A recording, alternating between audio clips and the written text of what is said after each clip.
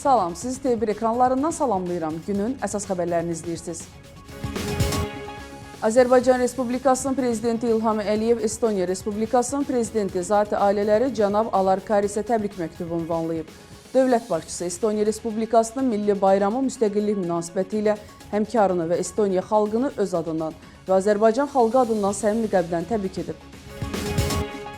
Milli Məclis avtomobil nəqliyyatı haqqında qanunda dəyişiklik edilməsi barədə qanun layihəsini birinci oxunuşda təsdiqləyib. Milli Məclis avtomobil nəqliyyatı haqqında qanunda dəyişiklik edilməsi barədə qanun layihəsini birinci oxunuşda təsdiqləyib. Sənəd layihəsi parlamentin bugün keçirilən plenar iclasının gündəliyinə daxil edilib. Qeyd edilib ki, son illərdə avtomobil nəqliyyatı ilə sərnişin və yük daşımalarının bütün növləri üzrə ciddi islahatlar həyata keçirilib. Qanunvericilik təkmilləşdirilib, son nəticədə daşımaların keyfiyyəti yüksəldilib. Görülən işlərin davamı olaraq avtomobil nəqliyyatı ilə daşımanın bir növü olan ölkədaxili sifarişli daşımalar sahəsində, xüsusilə bu fəaliyyətə icazə verilməsi sahəsində təkmilləşdirilmənin aparılmasına ciddi zərurət yaranıb. Azərbaycan Respublikası Prezidenti Administrasiyasının rəhbəri Samir Nuriyev dövlətimizin başçısının tapşırığına uyğun olaraq mədəniyyətimizin inkişafında müstəsna xidmətlərinə görə Heydər Əliyev ordeni ilə təltif edilmiş xalq şairi Nəriman Həsənzadəni evində ziyarət edib və ali mükafatı ona təqdim edib. Samir Nuriyev 95 illik yubileyi münasibəti ilə Azərbaycan Respublikasının Prezidenti İlham Əliyevin və 1-ci xanım Mehriban Əliyevanın salamlarını və səmimi təbriklərini Nəriman Həsənzadəyə çatdırıb. Türkiyə və Gürcüstan parlament nümayəndə heyətləri Azərbaycan, Türkiyə və Gürcüstan parlamentlərinin Xarici Əlaqələr Komitələrinin 10-cu üç tərəfli iclasında iştirak etmək məqsədi ilə ölkəmizdə səfərdədirlər. Səfər çərçivəsində nümayəndə heyətləri Bakıda Zəfər Parkını ziyarət edərək Zəfər abidəsinin önünə gül dəstələri qoyublar. Fevralın 24-də Azərbaycanın Xarici İşlər Naziri Ceyhun Bayramov Türkiyə Böyük Millət Məclisinin Xarici Əlaqələr Komitəsinin sədri Fuad Oktay və Gürcüstan Parlamentinin Xarici Əlaqələr Komitəsinin sədri Nikolos Şamxaradzenin başçılıq etdiyi nümayəndə heyətləri ilə görüşüb. Görüş zamanı Azərbaycan ilə Türkiyə arasında müttəfiqlik və Azərbaycan-Gürcüstan strateji tərəfdaşlıq münasibətlərinin mövcud vəziyyəti və inkişaf perspektivləri, eləcə də geniş bölgədə təhlükəsizlik vəziyyəti müzakirə olunub. Bugün su çərşənbəsidir. Novruzun ilk müjdəçisi sayılan bu əlamətdar gün Azərbaycanın müxtəlif bölgələrində adət-ənənə üzrə qeyd olunur. Novruz bayramının ilk çərşənbəsi. Bu çərşənbəni yalançı çərşənbə, əzəl çərşənbə, sular Novruzu da adlandırırlar. Su çərşənbəsində su və su mənbələri təzələnir, arxlar qaydaya salınır, su hövzələrində abadlıq işləri görülür, su ilə bağlı müxtəlif şənliklər keçirirlər. Su çərşənbəsi təbiətin oyanışının və həyatın ilkin başlanğıcının rəmzidir. Mifik mətnlərdə su həyat, dirilik mənbəyi, xoşbəxtlik gətirən müqəddəs inam obyekti kimi göstərilib. Su həyat mənbəyi aydınlıq rəmzi sayılır. Su çərşənbəsinin ilk olması təsadüfi deyil. Çünki təbiətdə əvvəlcə su oyanır, sonra torpaq dirçəlir. Buzların əriməsi, çayların coşması, suyun şaqraq səsi torpağı oyadır, ona can verir. Beləliklə, əbəs yerə su çərşənbəsini Novruz çərşənbələrinin gözəli adlandırmayıblar. Bu çərşənbədə yuxuda su görmək, dəryada üzmək, dənizə düşmək, çaydan keçmək, ümmanlarda qərq olmaq aydınlıqdır. Ömrümüz su qədər saf, təmiz və aydınlıq içində keçsin. Su çərşənbəniz mübarək.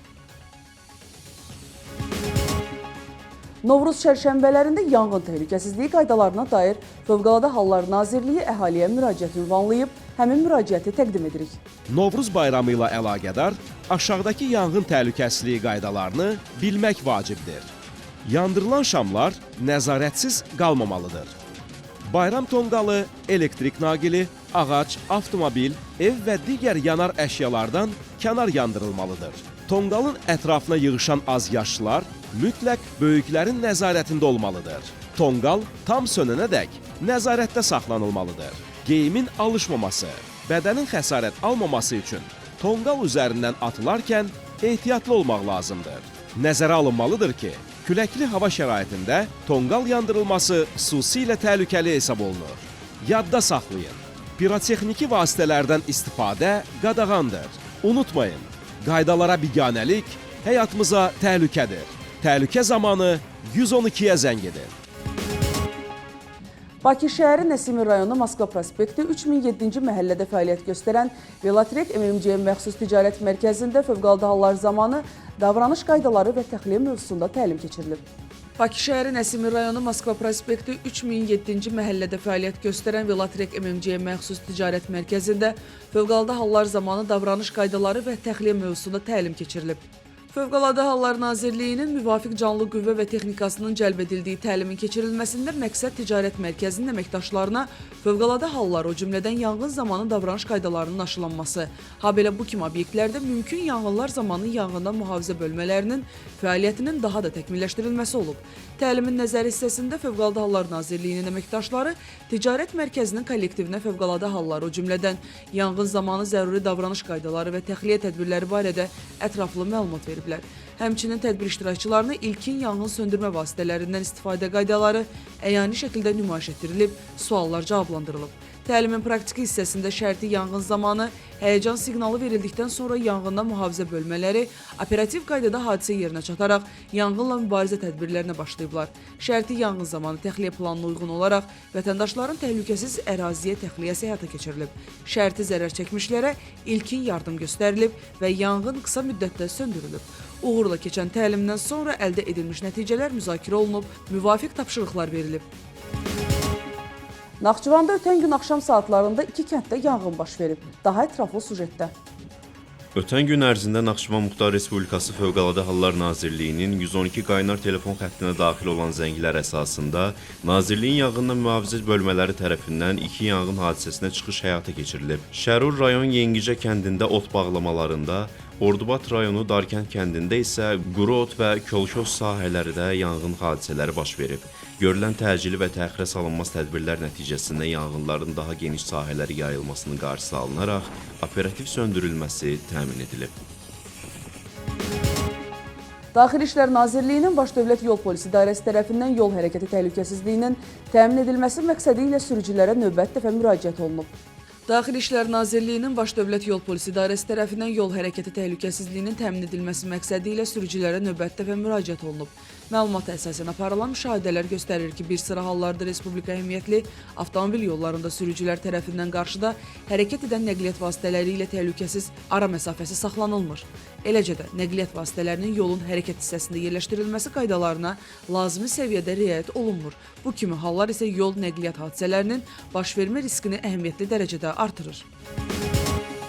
Oğuz rayonunun Bayan kəndi ərazisindən keçən hissəsində VAZ 2107 markalı avtomobil idarəetmədən çıxaraq işıq dirəyinə çırpılıb. Daha ətraflı sujetdə. Gecə saat 2 radələrində Qara Məryəm İsmailli Şəki avtomobil yolunun Oğuz rayonunun Bayan kəndi ərazisindən keçən hissəsində VAZ 2107 markalı avtomobil idarəetmədən çıxaraq ağaca çırpılıb. Nəticədə sürücü 23 yaşlı Səddam Allahverdiyev, sərnişinləri 24 yaşlı Cəmil Şərifli və 25 yaşlı Okan Şərifli xəsarət alıblar. Yaralılar təcili tibbi yardım heyətinin köməyi ilə Oğuz rayon mərkəzi xəstəxanasına yerləşdiriliblər. Baş vermiş qəza ilə bağlı araşdırma aparılır. Hazırda dünyada spirtli içki şirkətləri böyük maliyyə itkiləri yaşayır. Qlobal alkoqol sənayesi 830 milyard dollar itirib. Daha ətraflı sujetdə. TV1 Yeni Şafaq qəzetinin istinadən xəbər verir ki, son 4 ildə qlobal alkoqol sənayesi gənc nəslin alkoqol istehlakını əməliyyatlı dərəcədə azaltması və bəzilərinin isə ondan tamamilə imtina etməsi səbəbindən təqribən 830 milyard dollar itirib. Bu sənayedəki şirkətlərin bazar dəyərinin azalmasında və satışların azalmasında özünü göstərir. Z nəsli təxminən 1995-2010-cu illər arasında doğulmuş insanlardır. Uşaqlıqda onlar müasir rəqəmsal texnologiyalar, mobil rabitə, internet və sosial media ilə tanış olublar. Bloomberg'in araşdırmasına görə bazarda spirtli içki satışı təxminən 46% azalıb. Alkoqol istehlakı 2021-ci ildən durmadan azalır. Bir tendensiya ondan ibarətdir ki, şirkətlər tələbatın azalmasına cavab olaraq hasilatı azaldır və hətta bəzi obyektləri bağlayır. Araşdırmalar və hesabatlara görə bu həyat tərzinin dəyişməsi və gənclər arasında sağlamlıq məlumatlılığının yüksək səviyyəsi ilə əlaqələndirilir. Qeyd olunur ki, indiki gənclər spirtli içkilərin stresi aradan qaldırmadığını, əksinə narahatlığı artıra biləcəyini əmindirlər. Ona görə də onlar terapiya, yoga və s. ilə məşğul olmağa üstünlük verirlər. Gənclər həmçinin idman salonlarına və dəriyə qulluğa diqqət yetirərək fiziki hazırlığa üstünlük verirlər ki, bu da alkoqoldan çəkinməyə səbəb olur. Dünyada spirtli içkilərin istehsalının artdığı bir dövrdə istehlakın azalması bu sahədə tərs mütənasiblikdən xəbər verir. İndi isə xarici xəbər blokuna keçid edək. Hindistanın Carxand ştatında təcili yardım təyyarəsi qəzaya uğrayıb. Qəza təyyarə yanğın nəticəsində yaralanan xəstəni New Delhiyə apararkən baş verib. Hindistanın Mülki Aviasiya Baş İdarəsinin yaydığı məlumata görə Redbird Airways şirkətinə məxsus Beechcraft C-90 tipli təyyarə ştatın paytaxtı Ranchi şəhərindən havaya qalxdığından sonra pis hava şəraiti ilə bağlı marşrutunu dəyişmək istəyib. Bir müddət sonra təyyarə ilə əlaqə və radar siqnalı itib. Daha sonradan nəqliyyat vasitəsinin qəzaya düşdüyü məlum olub. Hadisə zamanı təyyarədə olan 2 ekipaj üzvü yaralı və onun yaxınları daxil olmaqla ümumilikdə 7 nəfər həlak olub. Faktla bağlı araşdırma aparılır. New York güclü qar fırtınasının təsirinə məruz qalıb. Şəhərə yağan qarın hündürlüyü təxminən 60 sm-ə çatıb. Güclü yağıntı nəticəsində məktəblər bağlanıb, şəhər nəqliyyatında isə ciddi məhdudiyyətlər yaranıb. Avtomobillərin hərəkəti dayandırılıb, avtobuslar və təcili yardım maşınları zəncirli təkərlərlə hərəkət edib. Central Park ərazisində son 10 ildən artıq müddətin rekord qar yağıntısı qeydə alınıb. Park sakinlərinin qış istirahət məkanına çevrilib. İnsanlar sürüşkən yamaclarda xizəklə sürüşüb, qar adamları düzəldiblər.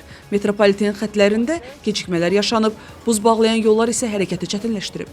Şəhər rəsmiləri bildiriblər ki, küçələrdə evsiz insanların həlak olması qeydə alınmayıb. Bu təcili yardım xidmətlərinin fəaliyyəti və sığınacaq şəbəkəsinin genişləndirilməsi ilə əlaqələndirilir. İnsana bənzər robotlar inkişaf baxımından uşaqlarla müqayisə edilə bilər. Bu barədə Çinin Unitri Robotics şirkətinin təsisçisi Wang Xinxin danışıb. Hazırda robotexnika 10 yaşlı uşaq səviyyəsindədir. Hər il davamlı texnoloji irəliləyişlər baş versə də, geniş miqyaslı tətbiq üçün əvvəlki kimi vaxt tələb olunur.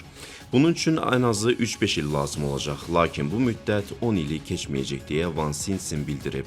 Qeyd edək ki, fevralın 17-sində şirkət tərəfindən istehsal olunan insana bənzər robotlar döyüş sənəti bacarıqlarını nümayiş etdiriblər. Söhbət maşınların sürətli hərəkət etmək və tarazlığı qorumaq qabiliyyətini göstərmək üçün hazırlanmış xoreografik performansından gedir. Robotlar həmçinin xüsusi əməliyyat zonalarında da istifadə olunur. Xüsusilə onlar yanacağın daşınması üçün tətbiq edilir. Bugün İsfahan əyalətinin Dorçe bölgəsindəki meyvə-tərəvəz bazarı üzərində AH-1J Super Cobra təlimi helikopterinin qəzaya uğraması nəticəsində ölənlərin sayı 4-ə çatıb. Onlardan ikisi pilot Hamid Sərvazad və Müctəbi Kiyani, digər ikisi isə bazarda işləyən mülki şəxslərdir. Hadisə yerinə dərhal xilasetmə qüvvələri cəlb olunub, onlar ərazinin yanğını nəzarətdə saxlayaraq qəzadan sonra yaranan təhlükəni aradan qaldırıblar. Helikopterin qəza səbəbləri hələlik açıqlanmayıb, araşdırmalar davam edir. Amerika Birləşmiş Ştatları hərbi dəniz qüvvələrinin ən müasir aviadaşıyıcısı olan USS Gerald R. Ford Yunanistanın Krit adasındakı Suda körfəzində yerləşən hərbi bazaya daxil olub. Gəminin fevralın 27-sinədək bazada qalacağı gözlənilir. 4500 nəfərlik heyətə malik üzən qala yanacaq tədarükü və şəxsi heyətin istirahəti üçün limanda lövbər salıb. Kritdəki bazada hazırda F-35 və A-10 tipli müasir hərbi təyyarələr də yerləşdirilib. Qeyd edək ki, USS Gerald R. Ford ABŞ hərbi dəniz qüvvələrinin ən böyük və texnoloji cəhətdən ən müasir aviadaşıyıcısıdır. 2017-ci ildə istismara verilən gəmi 337 metr uzunluğa malikdir, sürəti saatda 56 km-dən artıqdır və 75-dən çox təyyarə daşımaq imkanına malikdir. İsveçrənin Bazel şəhərində 700 illik tarixə malik karnaval başlayıb. Festivalın açılışı hər il olduğu kimi səhər saat 4-də keçirilən Morgen Stretch mərasimi ilə baş tutur. Bu zaman şəhərdə işıqlar söndürülür, küçələrdə maskalı musiqiçilər satirik təsvirlər olan parlaq fənərlərlə yürüş edirlər. Mərasim zamanı şəhərdə tam qaranlıq hökm sürür və minlərlə insan bu atmosferi izləmək üçün küçələrə toplaşır. Maskalı musiqiçilər köhnə şəhər ərazisində fleyta və nağara ifası ilə marş şəklində hərəkət edərək içi işıq saçan böyük bəzəkli fənərlər daşıyırlar. Basler Franch 700 ildən artıq tarixə malikdir və UNESCO-nun mədəni irs siyahısına daxil edilib. Bütpərəst qış mərasimindən yaranan bu karnaval 3 gün davam edir və satira, musiqi və soyuq gecə yürüşlərini özündə birləşdirir. Moskvada vağzallardan birinin yaxınlığında dayanan yol polisinə məxsus avtomobil partladılıb. İlkin məlumata görə avtomobilə bir nəfər yaxınlaşır və bu zaman naməlum partlayıcı qurğu işə düşüb. 2 nəfər polis əməkdaşı yaralanıb, biri həlak olub. Partlayışı törətməkdə şübhəli bilinən şəxsin də hadisə yerində həlak olduğu deyilir. Faktla bağlı cinayət işi açılıb, araşdırma aparılır. Prezident kitabxanasında Xocalı faciəsinin 34-cü ildönümü münasibətilə Xocalı Səssizlərin Səsi Reza Deqatinin obyektivində adlı fotosərgi və konfrans keçirilib. Prezident kitabxanasında Xocalı faciəsinin 34-cü ildönümü münasibətilə Xocalı Səssizlərin Səsi Reza Deqatinin obyektivində adlı fotosərgi və konfrans keçirilib. Konfransda çıxış edən Prezident kitabxanasının direktoru professor Ayfət Abbasova Xocalı soyqırımının bəşəriyyətə qarşı törədilmiş ən ağır cinayətlərdən biri olduğunu vurğulayıb. Qeyd edib ki, bu faciə yalnız Azərbaycan xalqına qarşı deyil, bütün bəşəri dəyərlərə qarşı yönəlmiş amansız bir soyqırımı aktıdır. O həmçinin ümumi lider Heydər Əliyevin təşəbbüsü ilə bu qanlı hadisələrə ilk dəfə siyasi hüquqi qiymət verildiyini və Xocalıya ədalət beynəlxalq kampaniyası çərçivəsində aparılan işlərin bu gün də mühüm nəticələr verdiyini diqqətə çatdırıb. Sonra Prezident kitabxanası tərəfindən faciəni əks etdirən video çarx nümayiş edilib. Tanınmış fotojurnalist Reza Deqati öz çıxışında nümayiş olunan fotoları bir-bir şərh edərək hər bir kadrın Xocalı faciəsinin dünyaya çatdırılmasındakı müstəsna rolundan bəhs edib. Çıxış zamanı həmçinin həmin görüntülər əsasında hazırlanmış qısa video çarx da nümayiş olunub. Daha sonra çıxış edən professor Ayfət Abbasova bildirib ki, bugün Azərbaycan xalqı Xocalı faciəsinin ildönümünü fərqli duyğularla yad edir. O vurğulayıb ki, Müzəffər Ali Başkomandan Prezident İlham Əliyevin qətiyyətli iradəsi və rəşadətli Azərbaycan ordusunun qəhrəmanlığı sayəsində torpaqlarımız işğaldan azad edilib. Şəhidlərimizin qisası döyüş meydanında alınıb. Ayfət Abbasova qeyd edib ki, dövlət başçısının Xocalıda Azərbaycan bayrağını ucaltması həm tarixi ədalətin bərpası, həm də soyqırımı qurbanlarının ruhunun şad olması deməkdir. Ardınca Prezident kitabxanası tərəfindən hazırlanmış rəşadətli ordumuzun qələbəsini və Xocalıya böyük qayıdışı tərənnüm edən video çarx təqdim olunub. Tədbir bədii hissə ilə davam edib. Qeyd edək ki, Xocalı Səssizlərin Səsi Reza Deqatinin obyektivində adlı fotosərgi fevralın 28-nədək davam edəcək. Niderland Krallığının Haqa şəhərində Xocalı soyqırımı qurbanlarının xatirəsinə həsr olunan tədbir keçirilib. Anım tədbiri qurumun tabeliyindəki Azərbaycan Diasporuna Dəstək Fondunun dəstəyi Hollanda Azərbaycan Türk Mədəniyyət Dərnəyinin təşkilatçılığı ilə keçirilib. İştirakçılar əvvəlcə Yeni İkencinin məzarlığında Xocalı soyqırımı qurbanlarının xatirəsinə ucaldılmış abidəni ziyarət edib, onların xatirəsini anıblar. Sonra Qarabağ üzərindəki Qara Buludlar kitabının müəllifi Henry Van Rensin tədbir iştirakçılarına müraciət oxunub. Tədbir çərçivəsində Xocalı Nişanəsi adlı qısa sənədli film təqdim edilib. Balakən rayonunda sərbəst və Yunan-Roma güləş bölmələrində məşğul olan idmançılara bu dəfə həm yerliləri Rəsul Çunayev dərs keçib. Bildirilib ki, Avropa və Dünya çempionu Olimpiya oyunlarının mükafatçısı Rəsul Çunayevin iştirakı ilə Balakən Olimpiya İdman kompleksində ustad dərsi təşkil olunub. İndi isə hava haqqında məlumatla tanışılaq. Milli Hidrometeorologiya Xidmətinin məlumatına əsasən Bakıda və Abşeron yarımadasında hava şəraitinin dəyişkən buludlu olacağı, arabir tutulacağı gözlənilir. Günün birinci yarısında bəzi yerlərdə çiskinli olacağı ehtimalı var. Şimal-şərq küləyi gündüz cənub-şərq küləyi ilə əvəz olunacaq. Havanın temperaturu gecə 3-5 dərəcə isti, gündüz 6-9 dərəcə isti olacaq. Bugünə çatdıracaqlarımız bu qədər. Sizinlə mən idim, İsmir Atran. Sağ olun. Xroniki yorğunluq, oynaq ağrısı, həzm problemləri, yuxusuzluq, stresiniz varsa, o zaman Palm Garden Ayurveda otelində müalicəyə başlayın. Sizi Panchakarma Ayurveda proqramına dəvət edirik. 30 illik təcrübəsi olan həkim tərəfindən nəbzinizi yoxlamaqla diaqnozunuzu biləcəksiniz. Sizə xəstəliyinizin kökünə yönəlmiş fərdi müalicə proqramı təyin olunacaq. Məsləhətləşmədən sonra bədəninizi toksinlərdən təmizləməyə kömək edən fərdi qidalanma menyusu və Ayurveda prosedurları seçilir.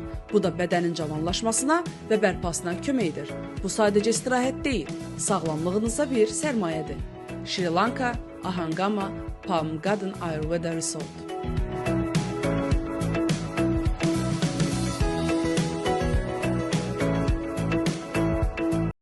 Yalnız bir gün aprelin 18-də Heydər Əliyev sarayında Türkiyənin məşhur müğənnisi Çelik tam yeni musiqi proqramı və möhtəşəm şousuyla Bakıda.